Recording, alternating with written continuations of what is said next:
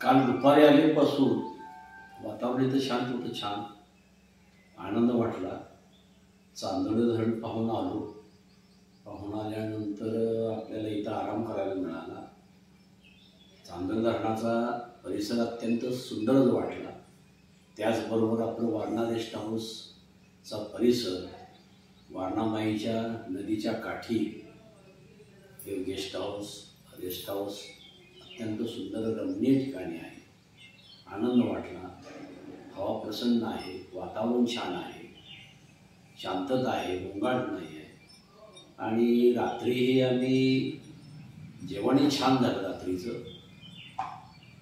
त्यानंतर जंगल पर्यटन आम्ही रात्री आपल्या गाईडमार्फत केली, तेही सुंदर झालं.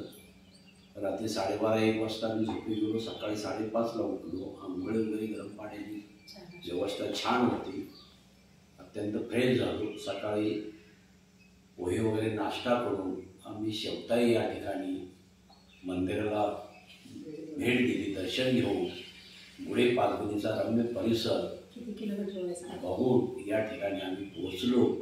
साधारणतः 20-25 किलोमीटरचा आमचा संपूर्ण प्रवास हा जंगल भ्रमंतीमधून झाला. आणि या ठिकाणी आम्ही 11-11:30ला येऊन पुन्हाही आम्हाला उत्कृष्ट अशा प्रकारचं मच्छीचं जेवण मिळालं. ते लाजवाब होतं.